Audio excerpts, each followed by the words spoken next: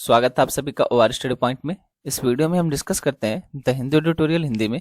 उसके अलावा जो भी इंपॉर्टेंट करंट अफेयर आता है हमारे एग्जाम की दृष्टि से, आईएएस पीसीएस एग्जाम की दृष्टि से, उसके बारे में हम इसमें कवर करते हैं। ये वीडियो रोज सुबह 7 बजे तक अपलोड कर दी जाती है। अगर कोई एक्सट्रीम कंडीशन नहीं बनती है तो पीडीएफ के लिए आप टेलीग्राम ग्रुप से जुड़ सकते हैं। इसका नाम है ओआर स्टडी पॉइंट। इसकी लिंक भी आपको डिस्क्रिप्शन बॉक्स में मिल जाती है। आइए बिना किसी देरी के शुरू करते हैं आज का इंपॉर्टेंट डिस्कशन। दोस्तों, जो हमारी न्यू एजुकेशन पॉलिसी आई थी उसमें एक प्रावधान ये था कि अगर मान लीजिए कोई कोर्स 3 साल का है और अगर किसी बच्चे को 2 साल कोर्स करने के बाद तीसरे साल में ड्रॉप करना पड़ता है, यानी कोई कोर्स 3 साल का तो पूरा 3 साल ना करके सिर्फ 2 साल तक ही कोर्स कर पा रहा है, तो फिर उस बच्चे को 2 साल का सर्टिफिकेट मिल जाएगा और 1 साल का जो है वो सर्टिफिकेट नहीं मिलेगा। यानी उसका कंप्लीट नहीं माना जाएगा, लेकिन फिर भी उसको 2 साल का सर्टिफिकेट मिल जाएगा कि हाँ इन्होंने 2 साल इस चीज की पढ़ाई की है। तो इसी प्रावधान से रिलेटेड अभी एक समिति गठित हुई थी, एक पैनल गठित हुआ था। तो उसकी सिफारिशें क्या थी, उसने क्या बताया, उसके बारे में हम जानने वाले हैं। उसके अलावा हम ये जानने वाले हैं कि न्यू एजुकेशन पॉलिसी क्या है, कैसे काम करती है, इसके मुख्य प्रावधान क्या है, इसकी विशेषताएं क्या है। इस आर्टिकल में हम ये सारी चीजें बहुत ही डिटेल्स में जानने वाले हैं, तो ध्यान से सुनिएगा। बहुत इंपॉर्टेंट टॉपिक है, क्योंकि जाहिर सी बात है एजुकेशन के बारे में बात की जाए और वो भी हमारे देश की न्यू एजुकेशन पॉलिसी के बारे में, तो हमारे एग्जाम के लिए तो इंपॉर्टेंट है, लेकिन हमारी लाइफ के लिए भी इंपॉर्टेंट है। कम से कम हमें इतनी जानकारी तो होनी चाहिए। अगर हम यूपीएससी की तैयारी करें तो इतने तो जागरूक होने चाहिए ना कि हमारे देश में एजुकेशन सिस्टम कैसे काम करता है।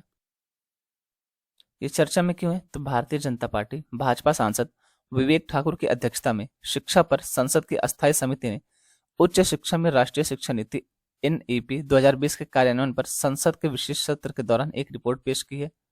अब आपको यहाँ पे ये लिखने की जरूरत नहीं कि भाजपा सांसद, आपको सिर्फ ये लिखना है कि विवेक ठाकुर की अध्यक्षता में, क्योंकि एग्जाम में जहां तक मुमकिन हो आपको किसी भी पर्टिकुलर पार्टी का नाम लेने से बचना है। अभी रिपोर्ट में क्या कहा गया है, तो रिपोर्ट में उच्च शिक्षा क्षेत्र में एनईपी के कार्यान्वयन की मुख्य विशेषताओं और अब तक हुई प्रगति पर गौर किया गया है। यानी एनईपी के तहत उच्च शिक्षा की क्या स्थिति है और इसमें क्या क्या प्रगति हुई उसके बारे में इसमें चर्चा की गई है। अब इस रिपोर्ट को तैयार करने के लिए राज्य सरकारों से हो गई, केंद्रीय मंत्रालयों से, उच्च शिक्षा संस्थानों और अन्य हितधारकों के साथ मिलकर काम किया गया है। उनसे मुलाकात की गई है, उनसे जानकारी इकट्ठा की गई है। अब इस रिपोर्ट में यह कहा गया कि देश में कार्यरत 1043 विश्वविद्यालयों में से 70% राज्य अधिनियम के तहत हैं और 94% छात्र राज्य या निजी संस्थानों में हैं और केवल 6% छात्र केंद्रीय उच्च शिक्षण संस्थानों में हैं, जो राज्यों के महत्व पर बल देता है। जैसे आप देखेंगे एक स्टेट यूनिवर्सिटी होती है और एक सेंट्रल यूनिवर्सिटी होती है, तो उसके बारे में यहाँ पे बात की जा रही है। इस समिति ने किन मुद्दों पर चर्चा की है, तो 31 सदस्यीय पैनल ने विषयों के कठोर पृथक्करण, सामाजिक आर्थिक रूप से वंचित क्षेत्रों में उच्च शिक्षा तक सीमित पहुंच, स्थानीय भाषाओं में पढ़ाने वाले उच्च शिक्षा संस्थानों की कमी, संकाय की सीमित संख्या, कमी जैसे मुद्दों पर चर्चा करने की कोशिश की है। संकाय का मतलब होता है कि जैसे एक साइंस साइड से पढ़ रहे हैं, एक मैथ साइड से पढ़ रहे हैं, बायोलॉजी लेके पढ़ रहा है कोई, तो इसके बारे में बात की जा रही है। इसको स्ट्रीम बोलते हैं इंग्लिश में, कि कौन सी स्ट्रीम्स आपने पढ़ाई की है।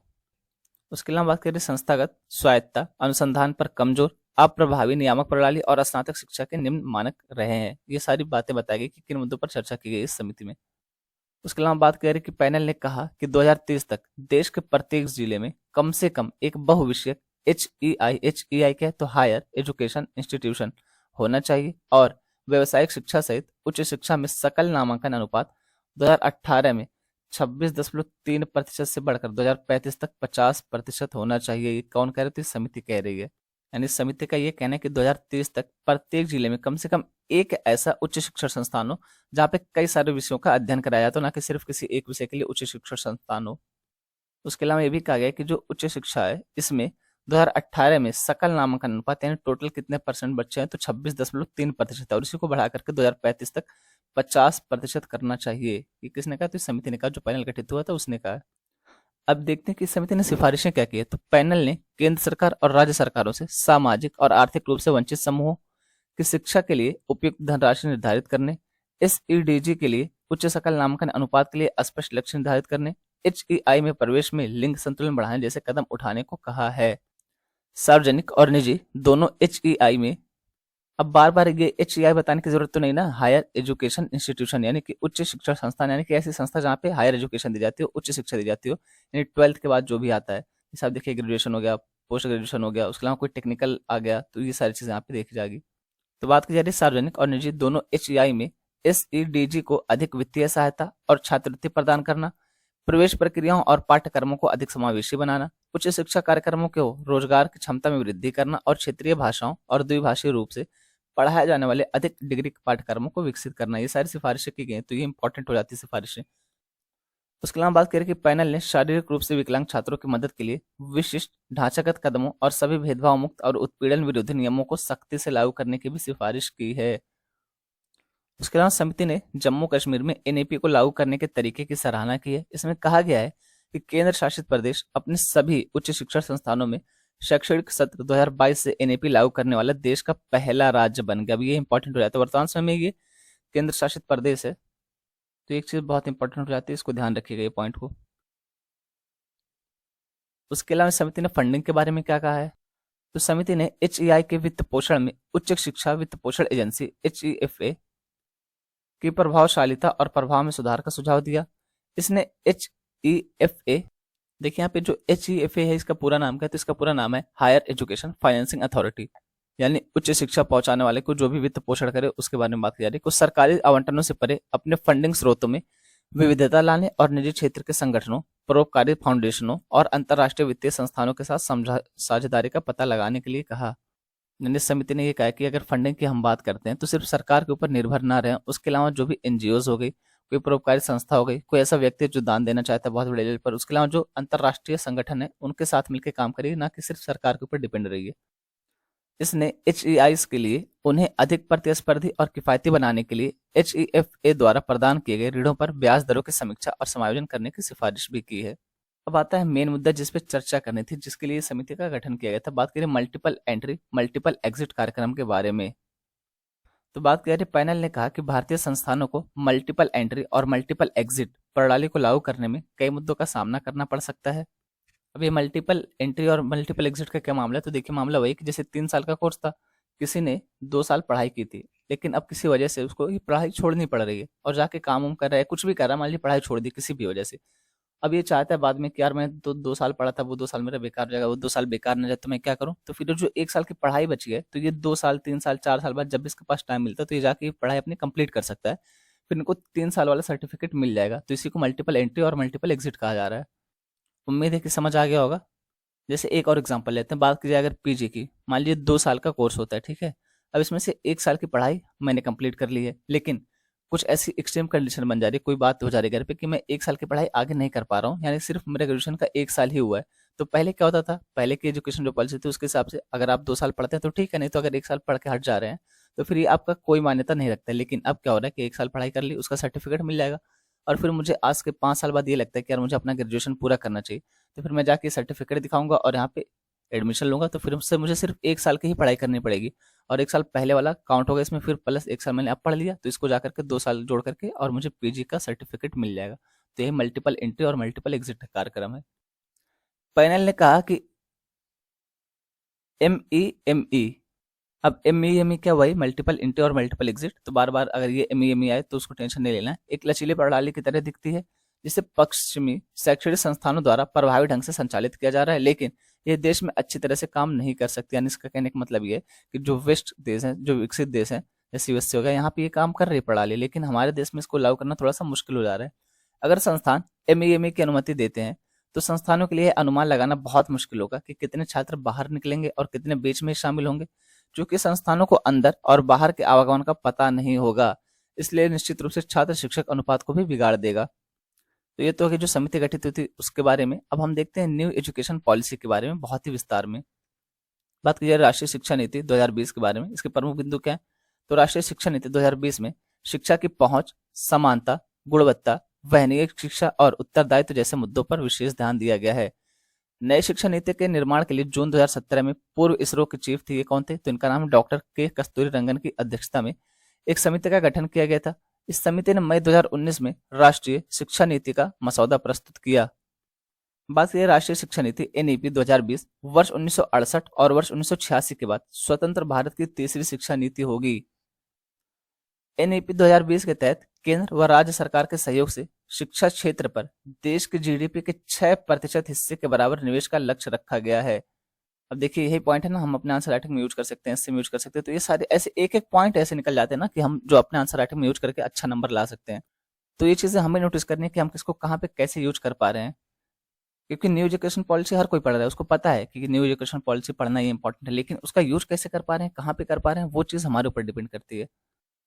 बात करें नई शिक्षा नीति में वर्तमान में सक्रिय 10+2 के शैक्षणिक मॉडल के स्थान पर शैक्षिक पाठ्यक्रम को 5+3+3+4 प्रणाली के आधार पर विभाजित करने की बात कही गई है। अभी हम इसको भी समझेंगे कि ये क्या मामला है।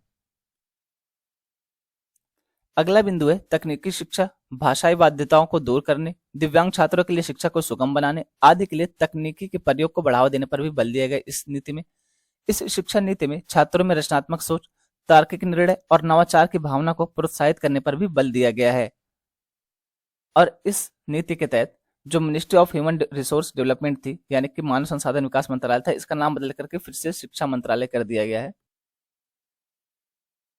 अगर हम बात करें इस शिक्षा नीति के तहत प्रारंभिक शिक्षा के बारे में, तो 3 वर्ष से लेकर 8 वर्ष की आयु के बच्चों के लिए शैक्षिक पाठ्यक्रम का 2 समूह में विभाजन किया गया इस नीति के तहत। जो 3 वर्ष से लेकर के 6 वर्ष की आयु के बच्चे हैं, इनके लिए आंगनवाड़ी या बाल वाटिका या प्री स्कूल के माध्यम से मुफ्त, सुरक्षित और गुणवत्तापूर्ण प्रारंभिक बाल्यावस्था देखभाल और शिक्षा की उपलब्धता सुनिश्चित की जाएगी। उसके अलावा 6 वर्ष से लेकर के 8 वर्ष के जो बच्चे हैं, इनको किया जाएगा, तो प्राथमिक विद्यालयों में कक्षा 1 और कक्षा 2 में शिक्षा प्रदान की जाएगी। प्रारंभिक शिक्षा को बहुस्तरीय खेल और गतिविधि आधारित बनाने को प्राथमिकता दी जाएगी। ECCE यही है, early child care and education. अच्छा, ये देखो कितना सही है, ECCE। इससे जुड़ी योजनाओं का निर्माण और क्रियान्वयन केंद्रीय मानव संसाधन विकास मंत्रालय, जिसको अब क्या कहा जा रहा है, तो अब इसको कहा जा रहा है शिक्षा मंत्रालय, महिला एवं बाल विकास मंत्रालय, स्वास्थ्य और परिवार कल्याण मंत्रालय व जनजातीय कार्य मंत्रालय के साझा सहयोग से किया जाएगा। क्योंकि यहाँ पे बात की जा रही है बच्चों के बारे में, उनकी देखभाल के बारे में, तो जाहिर सी बात है कि परिवार स्वास्थ्य परिवार कल्याण मंत्रालय आएगा, उसके अलावा शिक्षा मंत्रालय तो आएगा, क्योंकि शिक्षा के बारे में बात की जा रही है। फिर बच्चों की बात है तो यहाँ पे महिला एवं बाल विकास मंत्रालय आएगा और जनजातीय मंत्रालय भी काम करेगा। तो सारी चीजें ध्यान में रखनी है। अगला बिंदु है बुनियादी साक्षरता और संख्यात्मक ज्ञान पर एक राष्ट्रीय मिशन। तो NEP में, न्यू एजुकेशन पॉलिसी में, ministry of human resource development, अब इसको शिक्षा मंत्रालय कहा जा रहा है, द्वारा बुनियादी साक्षरता और संख्यात्मक ज्ञान पर एक राष्ट्रीय मिशन की स्थापना की मांग की गई है।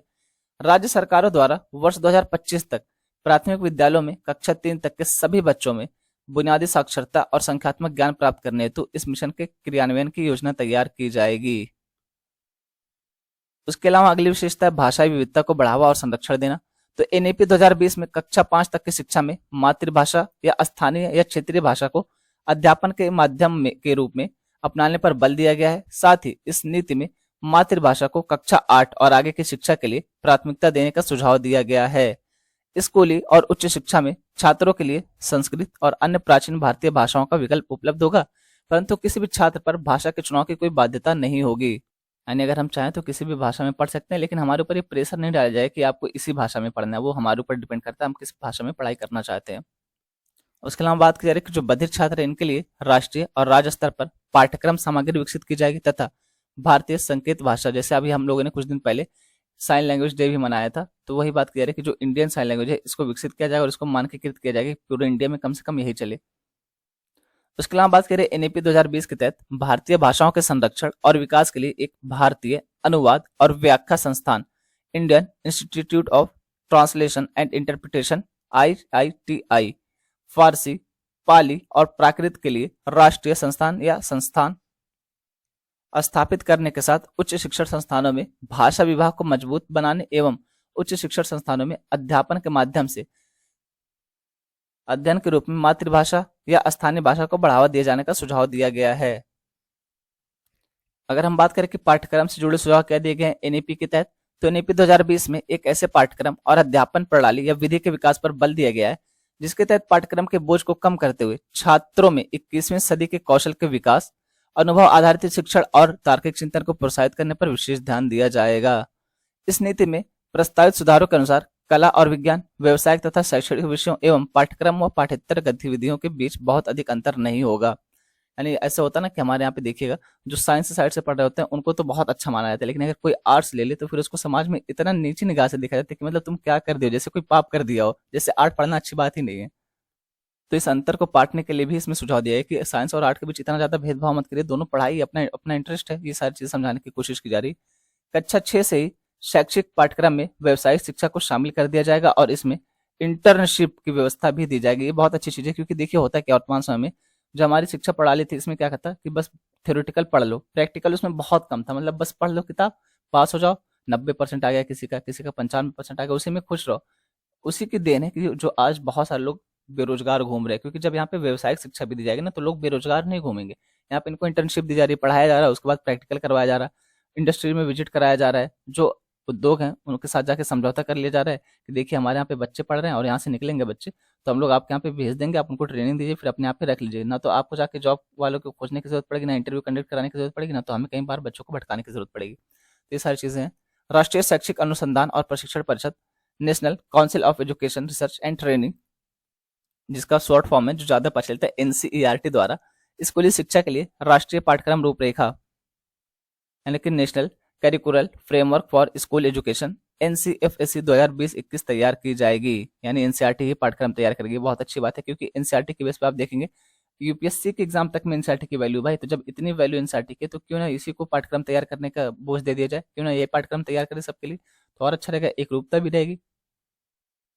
उसके अलावा बात की जा रही है कि एनईपी 2020 में छात्रों के सीखने की प्रगति की बेहतर जानकारी हेतु नियमित और रचनात्मक आकलन प्रणाली को अपनाने का सुझाव दिया गया है। साथ ही इसमें विश्लेषण तथा तार्किक क्षमता एवं सैद्धांतिक अस्पष्टता के आकलन को प्राथमिकता देने का भी सुझाव दिया गया है। छात्र कक्षा 3, 5 और 8 के स्तर पर स्कूली परीक्षाओं में भाग लेंगे, जिन्हें उपयुक्त प्राधिकरण द्वारा संचालित किया जाएगा। छात्रों के समग्र विकास के लक्ष्य को ध्यान में रखते हुए कक्षा 10 और कक्षा 12 की परीक्षाओं में बदलाव किए जाएंगे। इसमें भविष्य में सेमेस्टर या बहुविकल्पीय प्रश्न आदि जैसे सुधारों को शामिल किया जा सकता है। छात्रों की प्रगति के मूल्यांकन के लिए मानक निर्धारक निकाय के रूप में परख नामक एक नए राष्ट्रीय आकलन केंद्र, अब ये क्या है परख, अब आपसे सीधा सीधा प्री में स्टेटमेंट देगा कि परख क्या है, उसका 3-4 स्टेटमेंट देगा कि एक प्रकार का बैक्टीरिया है, एक प्रकार का ये काम करने वाला है, एक प्रकार का वो काम करने वाला है, कोविड-19 परीक्षण करने वाला है, तो आपको ये ध्यान रखना कि ये क्या है, तो ये एक नया राष्ट्रीय आकलन केंद्र है जो शिक्षा से जुड़ा हुआ है। छात्रों की प्रगति के मूल्यांकन तथा छात्रों को अपने भविष्य से जुड़े निर्णय लेने में सहायता प्रदान करने के लिए कृत्रिम बुद्धिमत्ता यानी कि एआई जिसको कहते हैं आर्टिफिशियल इंटेलिजेंस, इसके आधारित सॉफ्टवेयर का भी प्रयोग किया जाएगा। अगर हम बात करें कि एनईपी में शिक्षण से जुड़े क्या क्या सुझाव किए जा रहे हैं, जो भी वर्तमान समय हमारी शिक्षण प्रणाली है, जो भी हमारे एजुकेशन सिस्टम है, इससे संबंधित क्या सुझाव दिए गए हैं, इसमें क्या सुधार करने की बात कही गई एनईपी के तहत। तो शिक्षकों की नियुक्ति में प्रभावी और पारदर्शी प्रक्रिया का पालन तथा समय समय पर लिए गए कार्य प्रदर्शन आकलन के आधार पर पदोन्नति की जाए। आप देखें कई बार क्या होता है कि घूस देकर के कोई 20 लाख देके कोई 25 लाख देके भर्ती हो जाता है, फिर बाद में पता चलता है कि इनको पढ़ाने ही नहीं आ रहा है, या फिर दिन भर बैठ के मोबाइल चला रहे हैं, बच्चों को पढ़ा ही नहीं रहे, तो ये सारी समस्या निकल के आते हैं। तो वही यहाँ पे कहा जा रहा है कि इनकी जो भर्ती प्रक्रिया होती है पारदर्शी तरीके से की जाए, ना कि घूस लेकर के की जाए और फिर मामला कोर्ट में चला जाए और 5 साल तक कोर्ट में खींचता रहे, और फिर जब भर्ती हो भी जाए तो ऐसे नहीं कि इनको ढील दे दी जाए। जब इनका प्रमोशन करना हो तो फिर देखा जाए कि किसका प्रदर्शन ज्यादा अच्छा है, कौन बच्चों से ज्यादा कनेक्ट है, कैसे समझा पा रहा है, कितना काम कर रहा है स्कूल के लिए, कितना काम कर रहा है बच्चों के लिए, बैठ के दिन भर इंस्टा तो नहीं चला रहा है, रील तो नहीं देख रहा है, तो उसके आधार पर इनको प्रमोशन दिया जाए। राष्ट्रीय अध्यापक शिक्षा परिषद वर्ष 2022 तक शिक्षकों के लिए राष्ट्रीय व्यावसायिक मानक का विकास किया जाए। राष्ट्रीय अध्यापक शिक्षा परिषद द्वारा एनसीईआरटी के परामर्श के आधार पर अध्यापक शिक्षा हेतु राष्ट्रीय पाठ चर्चा की रूपरेखा का विकास किया जाएगा। यानी यहाँ पे शिक्षकों के लिए भी नियम कानून बनाया जाए, ऐसा नहीं कि शिक्षक बन गए तो फिर भैया तोंद फुला के बैठे रहो, बच्चों के ऊपर अत्याचार करो कि बच्चे हैं तो पीटो पाटो, इस तरीके से हरकत नहीं करनी है। आपके लिए भी स्टैंडर्ड रहेगा, आपके लिए भी मानक रहेंगे, आपको उसको फॉलो करना है, उसके हिसाब से आपको चलना है। वर्ष 2030 तक अध्यापन के लिए न्यूनतम डिग्री योग्यता 4 वर्षीय एकीकृत बीएड डिग्री को होना अनिवार्य किया जाएगा। यानी देख लो बीएड कर लो अगर किसी को टीचर उचर बनना है, ठीक है। यहाँ पे हिंट दे दी गई कि 2030 तक अध्यापन कार्य करने के लिए आपको न्यूनतम 4 वर्ष वाला बीएड का कोर्स करना पड़ेगा। इस नीति में उच्च शिक्षा से संबंधित क्या प्रावधान है, तो एनईपी 2020 के तहत उच्च शिक्षण संस्थानों में सकल नामांकन अनुपात ग्रॉस इनरोलमेंट रेशियो को 26.3% वर्ष 2018 से बढ़ाकर 50% तक करने का लक्ष्य रखा गया है। इसके साथ ही देश के उच्च शिक्षण संस्थानों में 3.5 करोड़ नई सीटों को जोड़ा जाएगा। एनईपी 2020 के तहत स्नातक पाठ्यक्रम में महत्वपूर्ण सुधार किया गया है। इसके तहत 3 या 4 वर्ष के स्नातक कार्यक्रम में छात्र कई स्तरों पर पाठ्यक्रम को छोड़ सकेंगे और उन्हें उसी के अनुरूप डिग्री या प्रमाण पत्र प्रदान किया जाएगा। वही चीज जो एमई है, मल्टीपल इंट्री और मल्टीपल एग्जिट, चीज हमने पहले ही समझ ली है। विभिन्न उच्च शिक्षण संस्थानों से प्राप्त अंकों या क्रेडिट को डिजिटल रूप से सुरक्षित रखने के लिए एक एकेडमिक बैंक ऑफ क्रेडिट दिया जाएगा, जिससे अलग अलग संस्थानों में छात्रों के प्रदर्शन के आधार पर उन्हें डिग्री प्रदान की जा सके। नई शिक्षा नीति के तहत एमफिल कार्यक्रम को समाप्त कर दिया गया है। एमफिल का पूरा नाम है मास्टर ऑफ फिलॉसफी। इसका ये मतलब नहीं है कि आप फिलोसफी में मास्टर नहीं कर सकते हो, वो कर सकते हैं। ये जो पीएचडी के साथ किया जाता था, ये पीएचडी के बाद किया जाता था, एमफिल उसके बारे में बात करें कि अब सिर्फ पीएचडी करना होगा, एमफिल की पढ़ाई खत्म कर देगी पीएचडी के बाद वाली। उसके अलावा बात करें भारत उच्च शिक्षा आयोग के बारे में, तो चिकित्सा एवं कानूनी शिक्षा को छोड़कर पूरे उच्च शिक्षा क्षेत्र के लिए एक एकल निकाय के रूप में भारत उच्च शिक्षा आयोग का गठन किया जाएगा। अब चिकित्सा एवं कानूनी शिक्षा को क्यों छोड़ा जा रहा है? क्योंकि भाई इसमें अलग चीजें रहती हैं, इसका मानक अलग रहता है, इसमें अलग लेवल की विशेषज्ञता चाहिए, तो जाहिर सी बात है कि इनके साथ खिलवाड़ ना किया जाए। बाकी सारी चीजें लगभग लगभग एक जैसी रहती है, थोड़ा बहुत कम ज्यादा करके, तो इसलिए इनके लिए क्या किया जाएगा, तो एक एकल निकाय रहेगा, एक ही निकाय रहेगा जो अन्य सारे क्षेत्र से जुड़े शिक्षा क्षेत्र को देखेगा उच्च शिक्षण संस्थान में। एचईसीआई के कार्यों के प्रभावी और पारदर्शितापूर्ण निष्पादन के लिए 4 संस्थानों निकायों का निर्धारण किया गया है। कौन कौन है? तो विनियमन हेतु राष्ट्रीय उच्चतर शिक्षा नियामकी परिषद, national higher education regulatory council. मानक निर्धारण कौन करेगा? तो सामान्य शिक्षा परिषद करेगा। वित्त पोषण कौन करेगा? तो उच्चतर शिक्षा अनुदान परिषद करेगा। प्रत्यायन कौन करेगा? राष्ट्रीय प्रत्यायन परिषद इसका प्रत्यायन करेगा। महाविद्यालयों की संबद्धता 15 वर्षों में समाप्त हो जाएगी और उन्हें क्रमिक स्वायत्तता प्रदान करने के लिए एक चरणबद्ध प्रणाली की स्थापना भी की जाएगी। उसके अलावा बात करें कि देश में आईआईटी और आईएम के समकक्ष वैश्विक मानकों के बहुविषयक शिक्षा एवं अनुसंधान विश्वविद्यालय की स्थापना भी की जाएगी, क्योंकि आप सभी को पता है आईआईटी और आईएम बहुत ही फेमस कॉलेजेस है, मतलब यहाँ से जो पढ़ लेता है कहते हैं ना कि लाइफ सेटल है फिर। तो इसी लेवल का, इसी स्टैंडर्ड का और भी विद्यालय स्थापित करने की बात कही जा रही है यहाँ पे। अन्य सुधार क्या क्या बताए गए इसमें? तो शिक्षा मूल्यांकन योजनाओं के निर्माण और प्रशासनिक क्षेत्र में तकनीकी के प्रयोग पर विचारों के स्वतंत्र आदान प्रदान हेतु राष्ट्रीय शैक्षिक प्रौद्योगिकी मंच, national education technology forum NETF नामक एक स्वायत्त निकाय की स्थापना भी की जाएगी। तो ये सारी चीजें थी एनईपी के बारे में।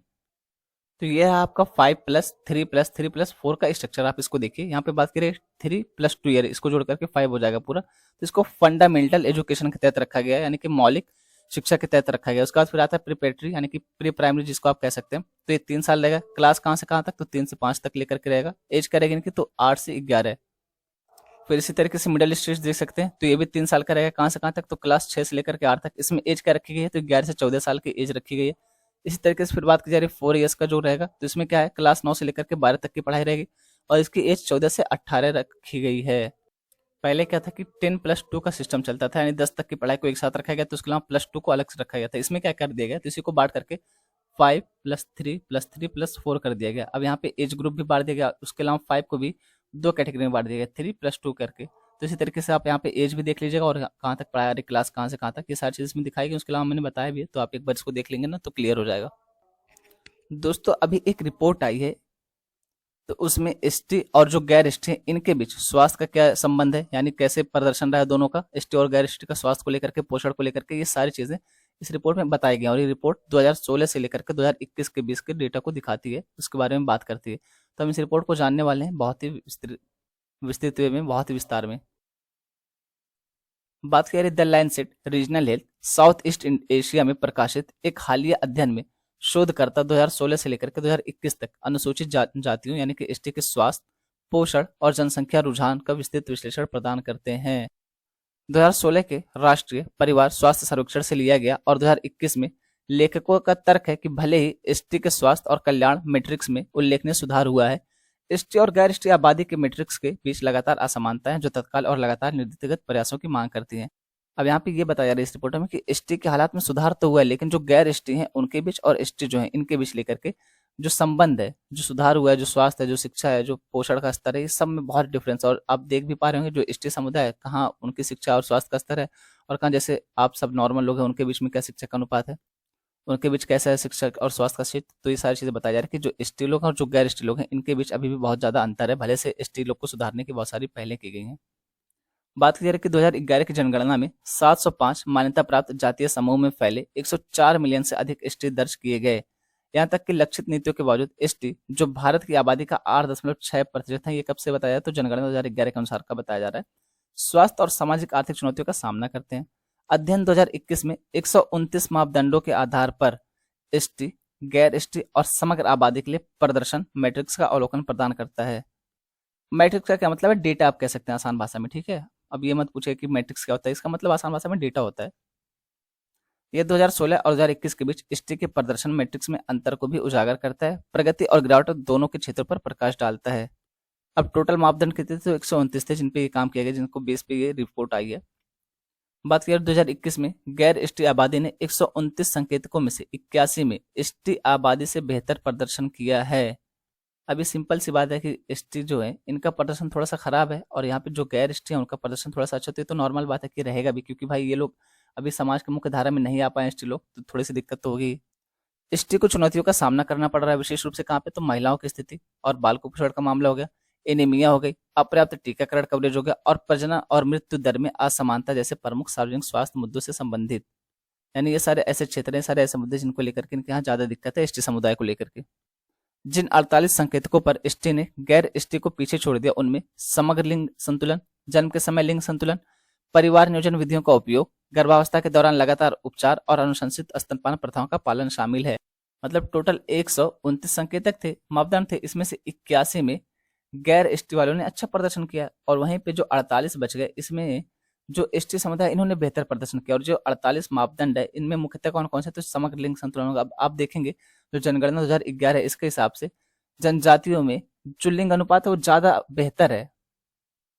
उसके अलावा आप यहाँ पे देखिए बात करिए परिवार नियोजन की, इसी तरीके से जो गर्भावस्था के दौरान लगातार उपचार के, अब वर्तमान समय में क्या हो रहा है, जो जनजातीय लोग हैं इनका यहाँ पे जड़ी बूटी का इस्तेमाल करके भी पूरा गर्भावस्था का ध्यान रखा जाता है। उसके बाद जब इनका बच्चा पैदा होता है, तो अब यहाँ पे तो ये लोग नहीं जाते ना बाहर दूध का डब्बा खरीदने, लेकिन हमारे जैसे लोग पहुंच जाते हैं बाहर जाके डब्बा लेंगे दूध का। तो वही बात यहाँ पे की जा रही है कि स्तनपान करने वाली प्रथाएं भी शामिल है इन सारे क्षेत्रों में, जो 48 में इन्होंने बेहतर प्रदर्शन किया है।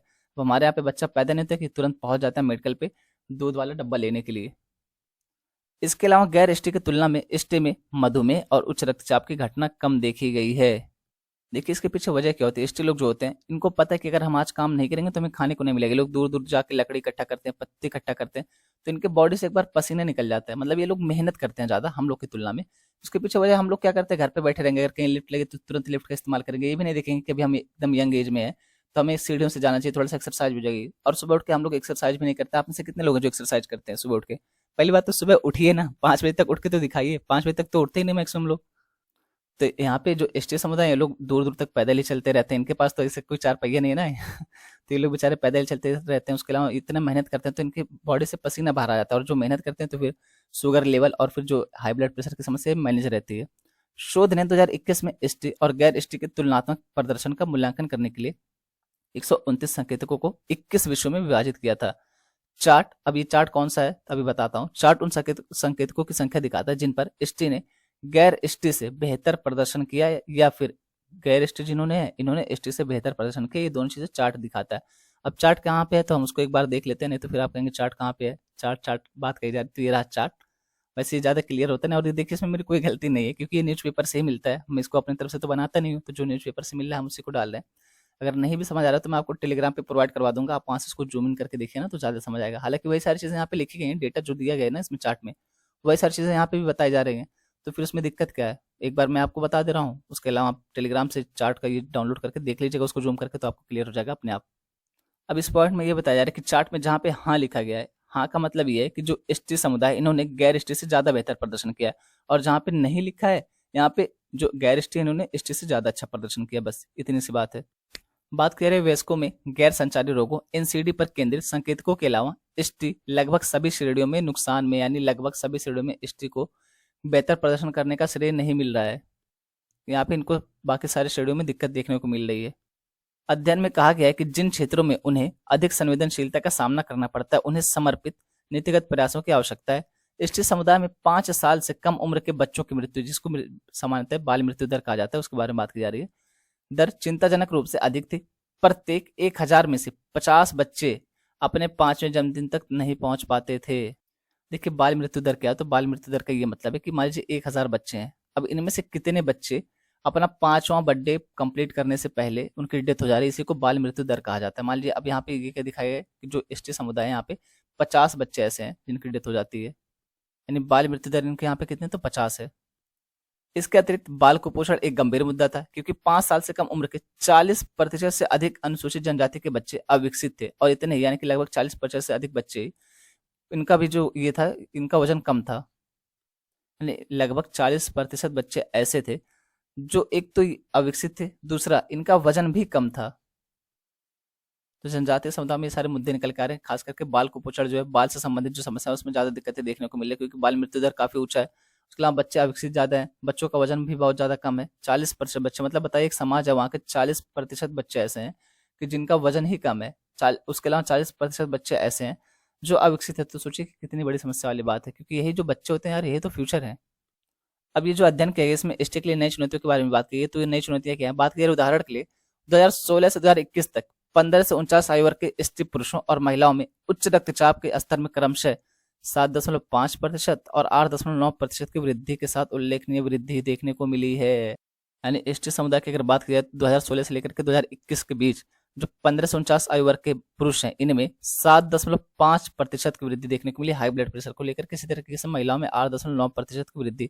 अब यही सारे डेटा हैं, जो डेटा है ना, यही हमारे काम का है, क्योंकि कोई भी आंसर लिख के बिना डेटा का आंसर ऑथेंटिक नहीं माना जाता है। उसके अलावा बात करें 2016 और 2021 के बीच एसटी आबादी ने चयनित 129 संकेतकों में से 83 में सुधार दर्ज किया। चार्ट में नहीं के रूप में दिखाया गया। अब नहीं के रूप में क्या दिखाया गया है, तो ये जो चार्ट आपको दिखाया जा रहा है इसमें जहां पे नहीं लिखा होगा इसका ये मतलब है कि इन्होंने सुधार किया है। इन वर्षों के दौरान एसटी ने बेहतर स्वच्छता सुविधाओं तक पहुंच में बड़े सुधार का अनुभव किया। 2015-16 और 2019 से 21 के बीच 30.4% अंक की वृद्धि की है। यानी जो बेहतर स्वच्छता सुविधाओं के बारे में बात करें तो इसमें सुधार हुआ है। उसके अलावा बात करें इसी प्रकार कुशल स्वास्थ्य कर्मियों द्वारा अधिक जन्मों में भाग लिया जा रहा था, 13 अंक की वृद्धि, और 12 से 23 महीने की आयु के बच्चों के बीच पूर्ण टीकाकरण कवरेज 18.6% की अंक की वृद्धि हुई है। यानी यहाँ पे बात करें जो बच्चे का जन्म होता है उसकी देखभाल, उसके अलावा जो उनका टीकाकरण होता है इसमें वृद्धि हुई है। अच्छे से इनको लेकर के चल रहे हैं। एसटी के बीच जन्म का नागरिक पंजीकरण भी 2016 में 76% से बढ़कर के 2021 में 88% हो गया है। अध्ययन का तर्क है कि जनसंख्या, स्वास्थ्य और पोषण से संबंधित विभिन्न नीतिगत मैट्रिक्स पर भारत की प्रगति इसके हाशिए पर रहने वाले समूहों की क्षमता पर निर्भर करती है, जिसमें एसटी एक महत्वपूर्ण खंड है। अब ये टॉपिक तो हमने पढ़ लिया, लेकिन इसकी इंपॉर्टेंस क्या है, मतलब इसको यूज कहाँ पे करेंगे? ये तो अंधेरे में लग रहा है कि यार कुछ बता दिया आपने पॉइंट, इसमें तो कुछ समझ नहीं आ रहा है कि क्या करना है क्या नहीं करना है। तो देखिए इसमें से प्री के स्तर पर भी क्वेश्चन बन सकता है। अब कैसे क्वेश्चन बनेगा? तो क्वेश्चन ऐसे बन सकता है, पहले तो स्टेटमेंट दे देगा कि जो एसटी आबादी है इनके बीच हाई ब्लड प्रेशर और मधुमेह जो नॉर्मल लोग हैं, यानी कि जो गैर एसटी आबादी इनसे कहीं अधिक है। तब ये स्टेटमेंट आपको देखनी सही है कि नहीं, वैसे ये स्टेटमेंट मैंने अभी पढ़ाई है तो मैं नहीं बताने वाला। इसी तरीके से दूसरा स्टेटमेंट दे देगा कि जो लिंग अनुपात है एसटी समुदाय के बीच वो अधिक अनुकूल है स्त्रियों के लिए, जबकि जो नॉर्मल लोग हैं उनके यहाँ पे, यानी कि जो गैर एसटी आबादी है वहाँ पे लिंग अनुपात कम है। तो ये स्टेटमेंट आपको देखनी है कि क्या सही है क्या गलत है। इसी तरीके से ये स्टेटमेंट देख के पूछा जा सकता है। उसके अलावा अब यहाँ पे मेंस आंसर राइटिंग में कैसे पूछेगा? तो मेंस आंसर राइटिंग में ऐसे पूछ सकता है कि जो एसटी समुदाय है इनके बीच अभी भी अशिक्षा, स्वास्थ्य ऐसी समस्याएं जो जुड़ी हुई हैं, और इनको दूर करने के लिए क्या प्रयास किए जा सकते हैं या गवर्नमेंट के क्या क्या प्रयास किए जा रहे हैं। तो अब आपको यहाँ पे ये डेटा देना पड़ेगा ना कि हाँ एक रिपोर्ट आई थी जिसमें ये बताएगा कि इनके बीच स्वास्थ्य से संबंधित अभी भी बहुत सारी दिक्कतें देखने को मिलती है। इनके 40% से अधिक बच्चे अभी भी अविकसित हैं, इनका 40% से अधिक बच्चों का वजन कम है। तो ये सारी चीजें आपको उसे आंसर राइटिंग में यूज करना है। मतलब टॉपिक एक ही है, क्वेश्चन तो 50 तरीके से बन सकता है ना। आप कितना हम आपको वहां पे संभावना बताएं। जैसे अब आपसे यही पूछा जा सकता है कि क्या कारण है इसके पीछे कि एसटी समुदाय और गैर एसटी समुदाय के बीच इतना बड़ा अंतर है। क्या कारण है कि एसटी समुदाय अभी भी पीछे रह गया है? इसको दूर करने के लिए भारत सरकार के द्वारा कौन कौन सी पहल की जा रही है? या फिर अब आपसे यही क्वेश्चन एथिक्स में भी पूछ सकता है कि आप एक जिले में हैं, आप वहाँ के डीएम हैं और ऐसी ऐसी कंडीशन बन रही है, एसटी समुदाय की बेहतरी के लिए आप क्या क्या कदम उठाएंगे? तो ये सारी चीजें एक ही क्वेश्चन है, अलग अलग टॉपिक में अलग अलग तरीके से रिलेट हो सकता है। तो आपको ये देखना है कि क्वेश्चन किसी भी तरीके से बने। एक बार हमने अगर टॉपिक अच्छे से पढ़ लिया है, पूरा डिटेल में कवर कर लिया और हमको वो टॉपिक क्लियर है, तो फिर क्वेश्चन किसी भी तरीके से घुमाए हम उसके हिसाब से अपना आंसर लिख सकते हैं। दोस्तों एक और रिपोर्ट आई है, ये रिपोर्ट लेकिन एसटी समुदाय से ना होकर के किसके लिए है? तो ये बुजुर्गों के लिए है। ये किसने जारी की है? तो यूएनएफपीए के द्वारा जारी की गई रिपोर्ट। इसमें ये कहा गया है कि 2050 तक भारत की आबादी का लगभग 20% बुजुर्ग लोग होंगे। तो अब हम इस रिपोर्ट के बारे में बहुत ही डिटेल्स में जानने वाले हैं। देखिए जो बुजुर्ग लोग होते हैं ना, जो वृद्ध लोग होते हैं, ये हर समाज में होते हैं और इन्हीं को लेकर के बहुत सारी दिक्कतें देखने को मिलती है। क्योंकि होता क्या है कि बच्चों को पाल पोस करके माता पिता बड़ा करते हैं, उनको 20 साल 30 साल 25 साल जब तक उसकी जॉब नहीं लग जाती तब तक ये लोग बेचारे पालते पोसते रहते हैं, इतना प्यार से, इतना गुरूर से, मतलब उसकी हर ख्वाहिश पूरी करते हैं, जितना बन सकता है उतना करते हैं। उसके बाद जब बच्चे की शादी हो जाती है, 1 साल 2 साल झेलता है, उसके बाद फिर 1 2 साल के बाद क्या करता है, माता पिता को कभी कभी मार पीट रहा है, कभी गालियां दे रहा है, कभी वृद्धाश्रम में छोड़ के आ रहा है। मतलब यार कितनी दयनीय स्थिति ना। ऐसे मतलब ऐसे लोग का क्या होगा यार? ऐसे लोग को क्या किया जाना चाहिए? आप सोचिए, मतलब क्या कहा जाए उसके बारे में, कुछ समझ ही नहीं आ रहा। ऐसे लोग को तो उठा के फेंक देना चाहिए समाज से। मतलब यार जो माँ बाप आपको इतने सालों से पाल पोस के बड़ा किए हैं, जिन्होंने अपनी पूरी जिंदगी लगा दी आपके पीछे, आप उनको बस 2 साल 4 साल खिलाना पड़ रहा है तो आप उसके लिए उनको उठा के वृद्धाश्रम में फेंक दे रहे हो। माता पिता या कोई समान है, मतलब क्या सोच चल रही है आपके दिमाग में? आप कितना आगे जा पाओगे ऐसी हरकतें करके? माता पिता की बददुआ लेकर के आप कितना आगे जाओगे, आप खुद सोचो। अगर कोई ये लेक्चर सुन रहा है, और भाई मेरी यही रिक्वेस्ट है ना कि कभी ये चीज मत करना यार। मतलब चाहे आपको एक ही रोटी खाने को आप भूखा रह लेना, अपने माँ बाप को देना, अपनी वाइफ को देना, अपने बच्चों को देना, लेकिन कभी माँ बाप को वृद्धाश्रम छोड़ने जैसी हालत मत लाना यार। मतलब ये इतनी गिरी हरकत मत करना भैया। अगर कुछ सुन रहा है तो मेरे से पर्सनल रिक्वेस्ट है कि इतनी गिरी हरकत मत करना जिंदगी में। खैर वो सब छोड़िए, देखते हैं इस रिपोर्ट के बारे में कि क्या इंपॉर्टेंट पॉइंट कहे गए हैं। तो बात करें भारत की बुजुर्ग आबादी की दशकीय वृद्धि दर 41% होने का अनुमान है। दशकीय वृद्धि का क्या मतलब है कि 10 साल में जितनी वृद्धि होगी उसके बारे में बात की जा रही है।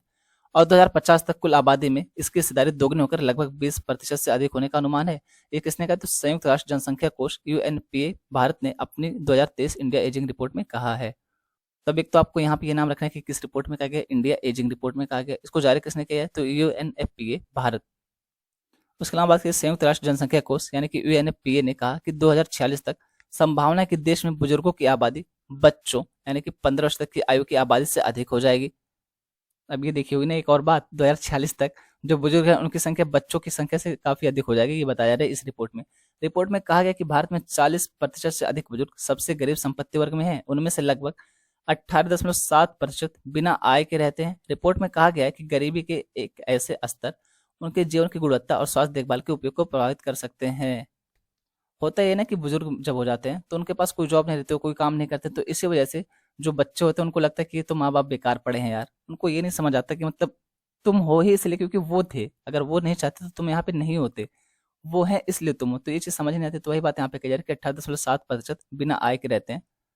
और यही टाइम होता है जो सबसे ज्यादा इनसिक्योर होता है किसी भी इंसान के लिए, जब वो बुजुर्ग अवस्था में जाता है, वृद्धावस्था में जाता है। रिपोर्ट में अनुमान लगाया गया कि 80 और उससे अधिक उम्र के लोगों की आबादी 2022 और 2050 के बीच लगभग 279% की दर से बढ़ेगी। मतलब भाई इतना तेज अगर किसी की जीडीपी बढ़ जाए तो फिर वो तो पूरे विश्व पे राज कर। 279% की दर से बढ़ेगी भाई, कोई मामूली बात नहीं है। विधवा और अत्यधिक आश्रित बहुत बूढ़ी महिलाओं की प्रधानता होगी इसमें, ये बताया जा रहा है। सामान्यतः ये देखने को मिलता है ना कि जो पुरुष होते हैं उनकी डेथ महिलाओं की तुलना में थोड़ा जल्दी हो जाती है। ये मतलब ऐसा नहीं कि हर जगह यही चलता हो, लेकिन मैक्सिमम कंडीशन में, जैसे मेरे मोहल्ले में ही बहुत सारे ऐसे कंडीशन बन चुके हैं जहाँ पे हस्बैंड की डेथ हो चुकी है लेकिन वाइफ अभी तक जिंदा है। बात की जा रही है आंकड़ों से पता चलता है कि पुरुषों की तुलना में औसतन 60 और 80 वर्ष की आयु में महिलाओं की जीवन प्रत्याशा अधिक होती है। ये कहाँ पे कहा जा रहा है कि तो राज्यों और केंद्र शासित प्रदेशों में भिन्नता के साथ, यानी जो स्टेट हैं और जो यूटीज हैं यहाँ पे भिन्नता है। मतलब ऐसा नहीं है कि सब जगह एक समान रूप से, लेकिन फिर भी ये बात सही है कि जो महिला है ना, जब ये 60 वर्ष के हो जाते हैं और एक पुरुष 60 वर्ष का हो, तो इनकी जीवन प्रत्याशा ज्यादा किसको होती है? तो महिलाओं की होती है, कि अभी भी महिलाएं ज्यादा समय तक जीवित रह सकती हैं।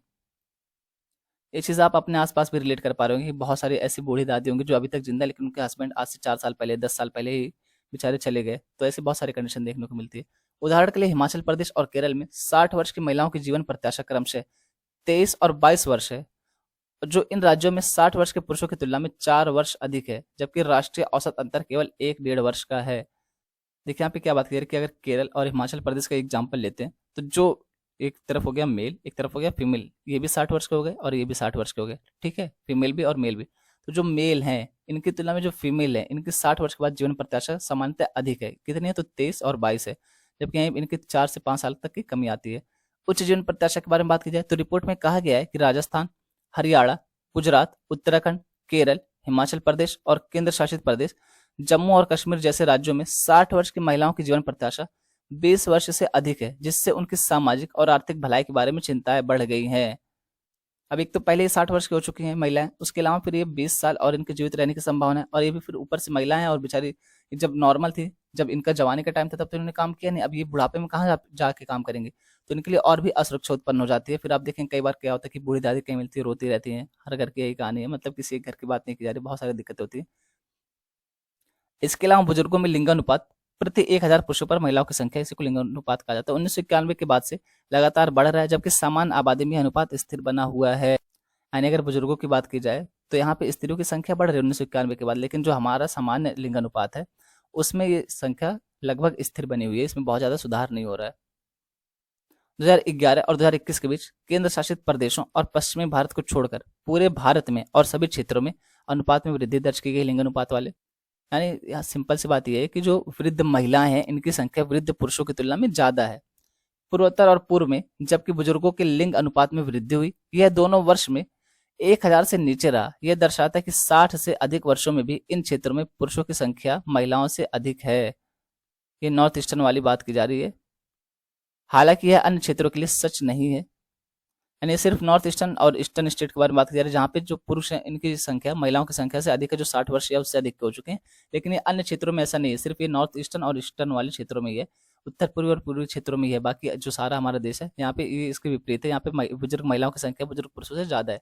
रिपोर्ट में कहा गया एक उदाहरण मध्य भारत का है, जहाँ लिंगानुपात 2011 में 973 से बढ़कर 2021 में 1053 हो गया, जिसका अर्थ है कि महिलाओं ने 60 वर्षों के बाद जीवित रहने में पुरुषों को पीछे छोड़ दिया और उनसे बेहतर प्रदर्शन किया है। यानी जो 60 वर्ष के बाद की एज होती है उसके बारे में बात करें तो महिलाओं की संख्या अधिक है पुरुषों की तुलना में। इनके लिंगानुपात में भी सुधार हुआ है, 2021 में बढ़कर के 1053 हो गया, जबकि यही 2011 में 973 था। कहाँ की बात करें तो मध्य भारत की बात की जा रही है। रिपोर्ट में कहा गया है बुढ़ापे में गरीबी स्वाभाविक रूप से लिंग आधारित होती है। जब वृद्ध महिलाएं विधवा हो जाती हैं, अकेले रहती हैं, उनकी कोई आय नहीं होती है और उनकी अपनी संपत्ति कम होती है और वे समर्थन के लिए पूरी तरह से परिवार पर निर्भर रहते हैं, और तभी परिवार अपना असली रंग दिखाता है।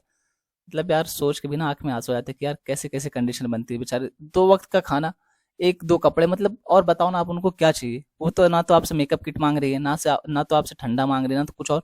उनको बस 2 वक्त की रोटी सुकून से चाहिए, कपड़ा, खाने पहनने के लिए, सोने के लिए जगह। उतने के लिए हम मरे जाते हैं, उतने के लिए हम उनको, अपने माँ बाप को, वही माँ बाप जिन्होंने हमें अपने कंधे पे बिठा के घुमाया है, जिन्होंने हमारे लिए कितने रातों की नींद हराम की है, उनको उठा के वृद्धाश्रम में फेंक आते हैं। यार क्या कहा जाए ऐसे लोग के बारे में।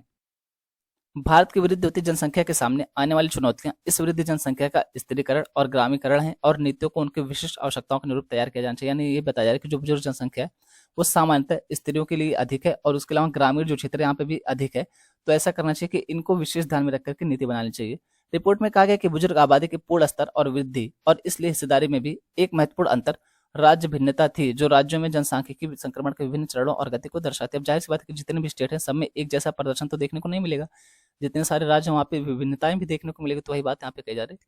रिपोर्ट में कहा गया कि दक्षिणी क्षेत्र के अधिकांश राज्यों और हिमाचल प्रदेश और पंजाब जैसे चुनिंदा उत्तरी राज्यों में 2021 में राष्ट्रीय औसत की तुलना में बुजुर्ग आबादी की हिस्सेदारी अधिक है। यह अंतर 2036 तक बढ़ने की उम्मीद है। रिपोर्ट में कहा गया कि बिहार और उत्तर प्रदेश सहित उच्च प्रजनन दर और जनसांख्यिकी संक्रमण में पिछड़ने की रिपोर्ट करने वाले राज्यों को 2021 और 2036 के बीच बुजुर्ग आबादी की हिस्सेदारी में वृद्धि देखने की उम्मीद है, लेकिन यह स्तर भारतीय औसत से कम रहेगा। तो ये सारी चीजें हैं कि बुजुर्गों की आबादी में वृद्धि होने वाली है। दक्षिणी और पश्चिमी भारत की तुलना में मध्य और उत्तर पूर्वी क्षेत्रों में युवा समूह वाले राज्य हैं, जैसे कि उम्र बढ़ने के सूचकांक से संकेत मिलता है। दक्षिणी क्षेत्र में वृद्धावस्था निर्भरता अनुपात 15 से 59 वर्ष के बीच प्रति 100 लोगों पर बुजुर्ग लोग की आबादी कितना, ये बात की जा रही है।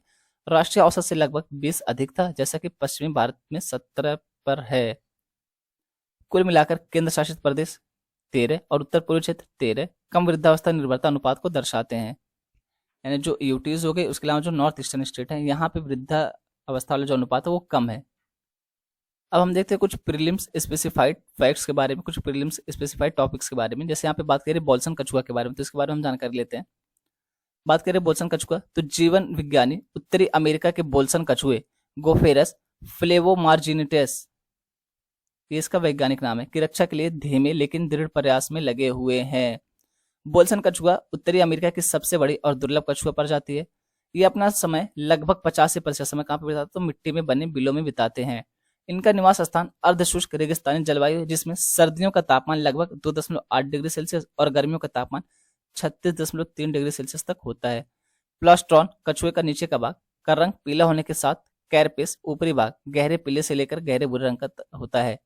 यहाँ पे ये वाली बात की जा रही है, जो इसका निचला भाग इसका पीला रंग होता है, और ये देख सकते हैं आपके भूरे रंग से लेकर के पीले रंग तक का होता है। अगर हम संरक्षण की स्थिति के बारे में बात करें तो आयुसीन की लाल सूची में कहाँ पे आता है, सुभेद्य में आता है, यानी कि वल्नरेबल कैटेगरी में आता है। इसी तरीके से हम अगर बात करते हैं साइट्स की, तो ये अनुसूची 1 में आता है। साइट्स क्या है, तो जो ये वन्य जीव होते हैं इनके व्यापार को रोकने के लिए एक संगठन है, एक कन्वेंशन है, उसके बारे में बात की जा रही है।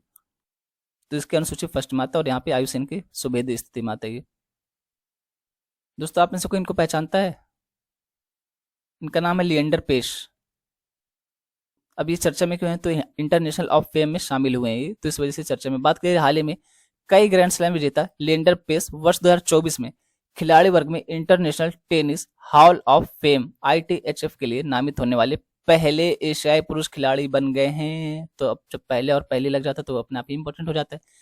चीनी खिलाड़ी ली ना वर्ष 2019 में ITHF के लिए नामित होने वाली पहली एशियाई महिला खिलाड़ी बनी थी और ये पुरुष खिलाड़ी बन गए पहले। पूर्व भारतीय खिलाड़ी विजय अमृतराज को भी योगदानकर्ता श्रेणी में नामित किया गया था।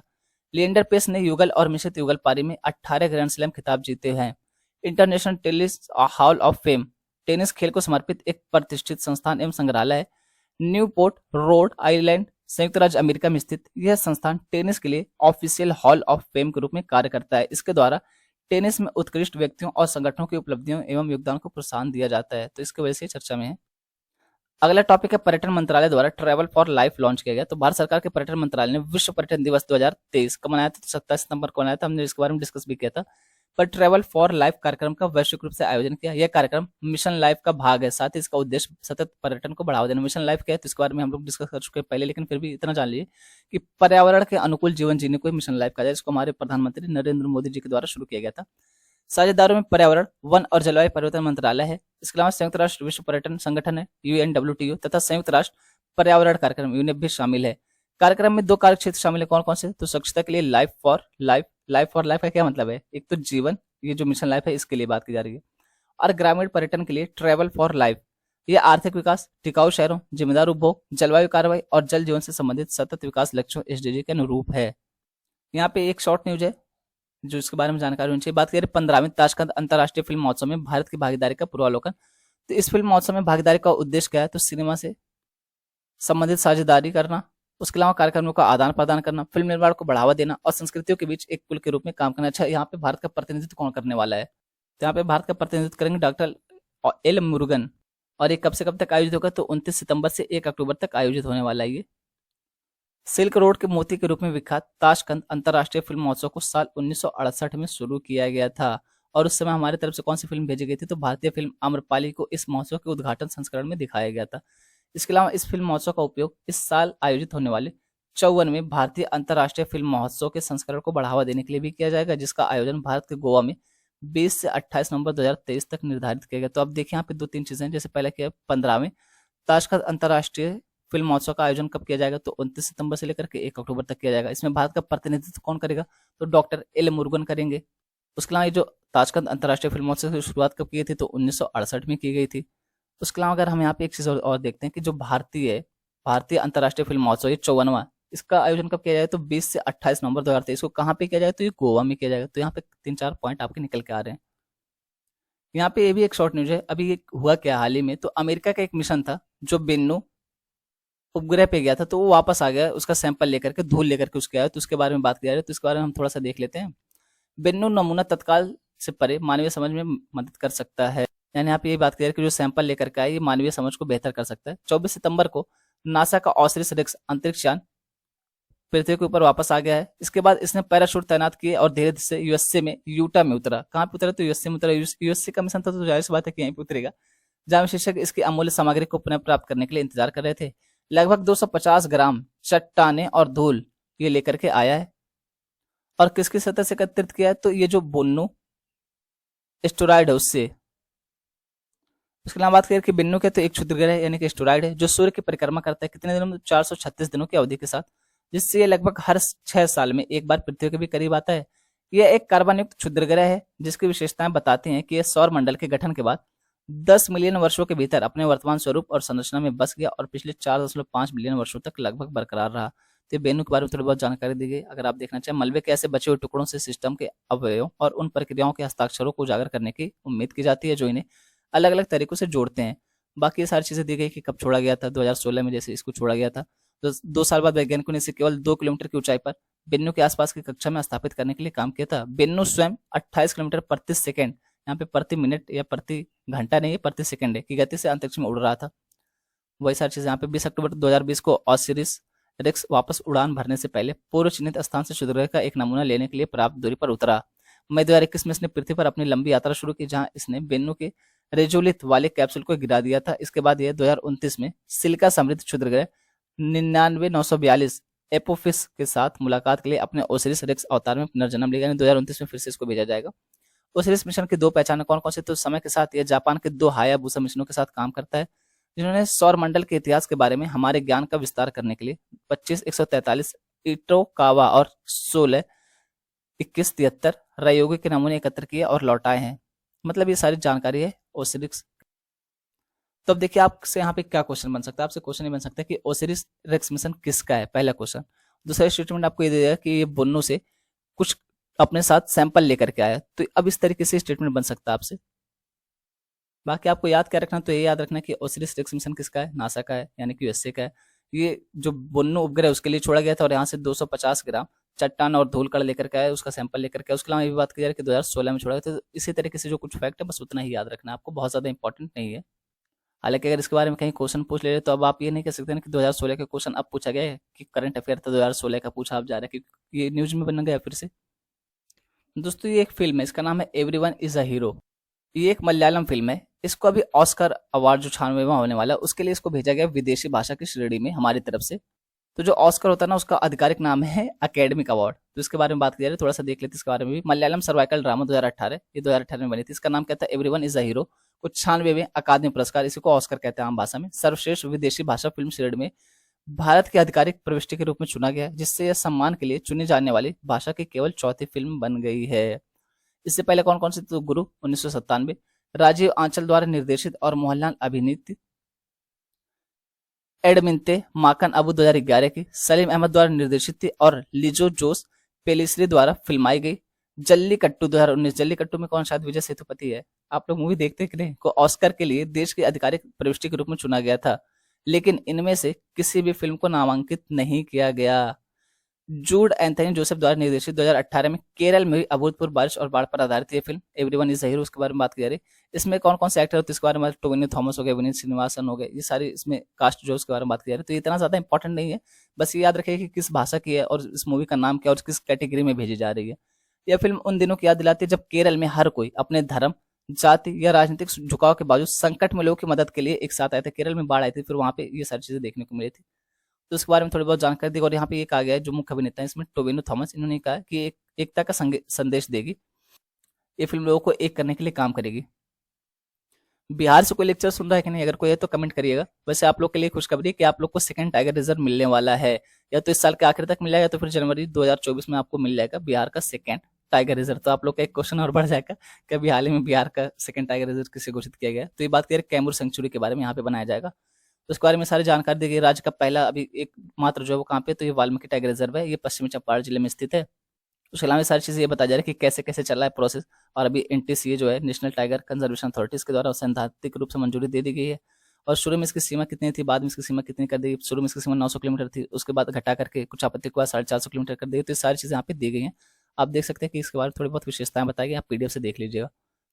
क्योंकि स्टेट स्पेसिफाइड है तो यूपीएससी के लिए उतना भी ज्यादा इंपॉर्टेंट नहीं है, लेकिन हो सकता है कि भाई गलती से पूछ ले, क्योंकि यूपीएससी है अनप्रिडिक्टेबल सर्विस कमीशन है, तो कुछ कह नहीं सकते। लेकिन स्टेट स्पेसिफाइड है तो उतना ज्यादा ध्यान देने की जरूरत नहीं है। बस आपको एक बार यहाँ से गो थ्रू हो जाए कि इतना मोटा मोटा अंदाजा रहे। ऐसा ना हो कि कोई बात करे तो हमें लगे यार ये क्या बात की जा रही है, हमको समझ नहीं आ रहा, हमने तो कभी सुना ही नहीं। दोस्तों ये कुवैत के रहने वाले, इनका नाम है अब्दुल अल रशीदी। इन्होंने अभी जो एशियन गेम हो रहा है ना इसमें भी स्वर्ण पदक जीता, तो उसके बारे में हम देखते हैं। अभी आपको जान के इनको हैरानी होगी। पहली बात तो ये देखिए इनके बारे में बताया कि 60 वर्ष के हैं। मतलब देख वही कहते हैं ना, सीखने की और जीतने की कोई उम्र नहीं होती, अगर जज्बा होता है इंसान कभी भी जीत सकता है। 60 वर्ष के होकर के ये गेम खेल रहे हैं। और हमारे यहाँ पे क्या है, हम लोग 30 साल के हैं, 25 साल के हैं, 20 साल के, तभी हम तैयारी करने में मर रहे हैं, हमें दिक्कत होती है तैयारी करने में, और ये 60 साल का होकर के गेम खेल रहे हैं। अल रशीद ने पुरुषों के स्कीट में स्वर्ण पदक जीता। और यहाँ पे ये क्या कह रहे थे, कुवैत के 60 वर्षीय अब्दुल्ला अल रशीदी ने पुरुषों के स्कीट में स्वर्ण पदक जीता, जो हांगजो एशियाई खेलों में उनके देश की पहली पीली धातु थी। पीली धातु का मतलब ये नहीं है कि पीली कलर, ये गोल्ड की बात की जा रही है, ठीक है, पहला गोल्ड मेडल था। 7 ओलंपिक, 2 कांस्य पदक जीत चुके हैं। कि अनुभवी ने कहा आज मैं 110 लक्ष्यों में से केवल एक से चूक गया। मतलब बताइए 110 बार इन्होंने टारगेट किया था, जिसमें से सिर्फ एक इनका चूका, यानी 109 सही था भाई।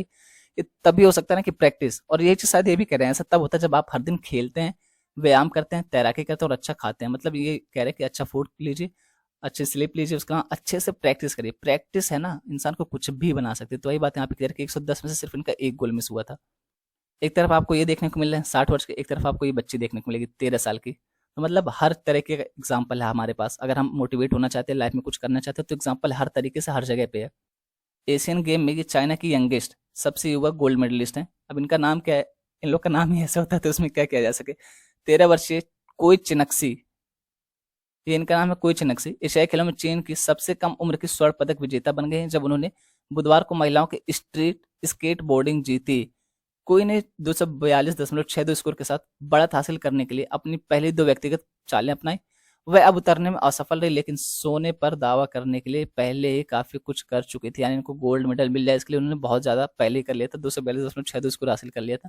तो इनका नाम याद रखिएगा, सबसे युवा गोल्ड मेडलिस्ट बन गए चाइना के, इनका नाम है कोई चिनेक्सी। बाकी एक आर्टिकल और था, लेकिन अभी टाइम बहुत ज़्यादा हो जा रहा है, 1 घंटे के आसपास की वीडियो है, तो हम इसको कल डिस्कस कर लेंगे अच्छे से। एक आर्टिकल और रह गया है, इसको हम कल डिस्कस करेंगे। बाकी दोस्तों, आप लोगों ने न्यूज़ कल ही सुनी होगी, काफ़ी दुखद न्यूज़ है, क्योंकि जो हमारे यहाँ पे भारत में हरित क्रांति के जनक माने जाते हैं एम एस स्वामीनाथन जी, इनका निधन हो चुका है। तो अभी वैज्ञानिक समुदाय काफ़ी दुख में चल रहा है। मतलब ये बहुत बड़ी बात है यार, ये इन्होंने पूरा देश का नक्शा बदल के रख दिया था। बताइए, एक समय था कि उससे हमें वो गेहूं दे रहा था जो सुअर खाते थे उसको यहाँ पे, लेकिन इन्हीं की देन थी, इन्हीं जैसे लोगों की देन थी जिन्होंने भारत को खाद्य उत्पादन में आत्मनिर्भर बना दिया। तो फिर ये पास अवे हो गए, इनकी निधन हो गई, इनकी डेथ हो गई है। ये कल ही हुआ था, कल ही से चर्चा में बने हुए हैं। यहीं तक रखते हैं आज की वीडियो। बोलने में बहुत सारी गलतियाँ हुई, उसके लिए दिल से सॉरी। आप सबके सपोर्ट के लिए बहुत बहुत धन्यवाद। इसी तरीके से सपोर्ट बनाए रखिए, डे बाय डे इंप्रूवमेंट ही होगा। दोनों मिलकर डिस्कशन करेंगे, आप भी और हम भी। अगर कोई सुझाव होता तो आप अपनी तरफ से बताइए, कमेंट बॉक्स में कमेंट कर सकते हैं। बताइए, अगर आपको लगता है कि कमेंट बॉक्स में कमेंट नहीं कर सकते हैं तो ORstudio.1@gmail.com करके ईमेल आईडी आप यहाँ पे भी बता सकते हैं। फिर से थैंक्स अलॉट आप सभी को।